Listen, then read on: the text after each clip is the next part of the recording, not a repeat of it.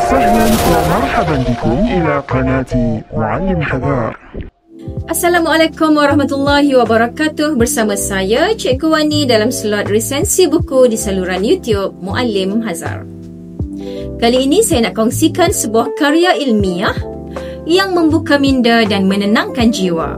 Inilah buku Fatwa Contemporary Jilid 3 Siri 1 Al-Quran, Hadis dan Usul Fiqh, tulisan Dr. Yusuf Al-Qaradawi yang merupakan seorang ulama dan tokoh dunia Islam tersohor. Buku ini bukan sekadar menghimpunkan fakta, tetapi menghidupkan semula roh ilmu Islam yang berlandaskan hikmah dan hujah.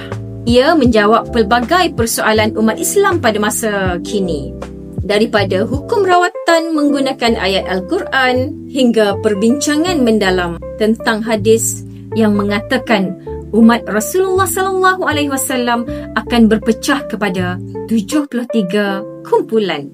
Dr. Yusuf Al-Qaradawi menulis dengan gaya bahasa yang tidak terikat kepada silibus, tetapi tetap berpaksikan sumber utama Islam iaitu Al-Quran dan As-Sunnah.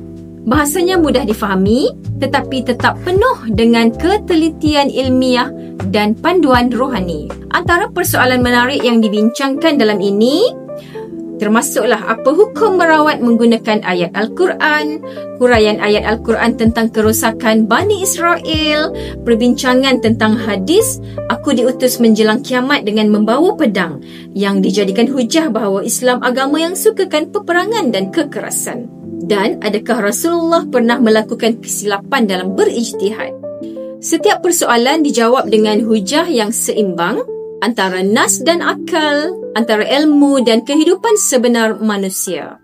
Buku ini amat sesuai untuk para pendidik, pelajar agama dan sesiapa sahaja yang ingin memahami Islam bukan sekadar pada hukum, tetapi juga pada hikmah di sebalik hukum itu sendiri.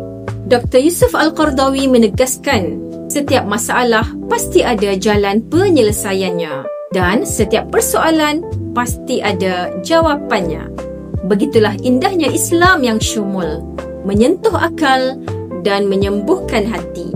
Saya Cikgu Wani dan inilah Fatwa Contemporary, buku-buku yang mengajak kita berfikir bukan hanya tentang halal dan haram, tetapi juga tentang makna di balik setiap ketetapan Allah Subhanahu Wa Taala. Jumpa lagi dalam resensi buku seterusnya hanya di saluran YouTube Muallim Hazar. Jangan lupa klik like, share dan subscribe untuk lebih banyak resensi buku yang bermanfaat. Sekian dari saya. Assalamualaikum warahmatullahi wabarakatuh. Muallim Hazar, inspirasi kita semua.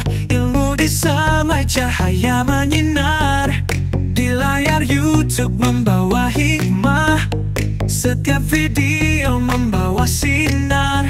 Dengan suara tenang, jelas dan padat.